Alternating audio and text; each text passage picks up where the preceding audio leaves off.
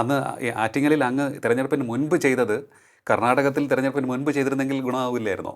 അല്ല, തീർച്ചയായിട്ടും കർണാടകത്തിൽ അതിന് മുമ്പ് ചെയ്തിരുന്നുവെങ്കിൽ ഗുണമാകുമായിരുന്നു എന്നുള്ളത് പിന്നീടാണല്ലോ, ഞാനല്ല, പിന്നീടാണല്ലോ ഞങ്ങളുടെ നേതൃത്വം അത് മനസ്സിലാക്കിക്കൊണ്ട് അത് ഓരോന്നോരോന്നായി ചെകിഞ്ഞെടുത്ത് മനസ്സിലാക്കി ഇന്ന തരത്തിലാണ് ഇത് പോകുന്നത് എന്ന് കണ്ടുകൊണ്ടാണല്ലോ അതിനെതിരെയുള്ള ശബ്ദം ഉയർത്തിയത്. അപ്പോൾ അതുകൊണ്ട് ഞാൻ ചോദിക്കുന്നത്, ഈ മാസങ്ങൾക്കപ്പുറമാണ് നിയമസഭാ തിരഞ്ഞെടുപ്പ്.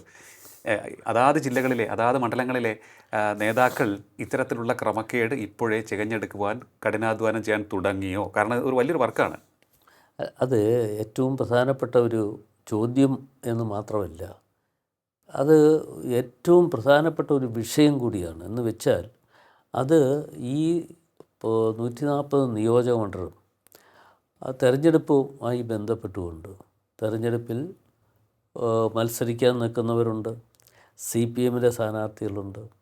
അവർ ചെയ്തിട്ടുള്ള ഇതുപോലെയുള്ള മോശപ്പെട്ട പ്രവർത്തനങ്ങളുണ്ട്. അത്തരം പ്രവർത്തനങ്ങൾ ഓരോ മേഖലകളിലും കണ്ടെത്തിക്കൊണ്ട് അതിനെ ചോദ്യം ചെയ്യണം. അതിനെ ചോദ്യം ചെയ്തുകൊണ്ട് കാര്യങ്ങൾ മനസ്സിലാക്കി മുമ്പോട്ട് പോകാനുള്ള അവസരം ഒരുക്കിയെടുക്കാൻ കഴിയും എന്നാണ് എൻ്റെ വിശ്വാസം. അതിനുവേണ്ടി അല്പം അധ്വാനം നടത്തണം. വെറുതെ ഇരുന്ന് UDF കൺവീനറാണ് എന്തെങ്കിലും 2 വർത്തമാനം പറഞ്ഞു പോയി എന്നുള്ളത് കൊണ്ട് അത് ആ തരത്തിൽ വരും എന്ന് ഞാൻ വിശ്വസിക്കുന്നില്ല. പക്ഷേ അതിനൊരു അധ്വാനം ഉണ്ടാകണം.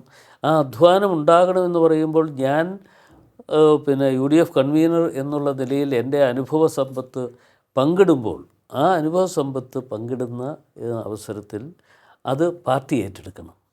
പാർട്ടി കൂടി ഏറ്റെടുത്തുകൊണ്ട് മുമ്പോട്ട് പോയാൽ ഒരു പ്രശ്നവും വരില്ല. അതുകൊണ്ടാണ് UDFനെ സംബന്ധിച്ചിടത്തോളം ഞങ്ങൾ എപ്പോഴും പറയാറുണ്ട്, വരുന്ന തെരഞ്ഞെടുപ്പിൽ ഞങ്ങൾ അധികാരത്തിൽ വരാനുള്ള അവസരം ഞങ്ങൾ ഒരുക്കുക മാത്രമല്ല, വരുന്ന തെരഞ്ഞെടുപ്പിൽ ഞങ്ങൾ 100 സീറ്റുകളുമായി അധികാരത്തിൽ വരും എന്ന് ഞങ്ങൾ പ്രഖ്യാപിക്കുന്നത് അതുകൊണ്ടാണ്.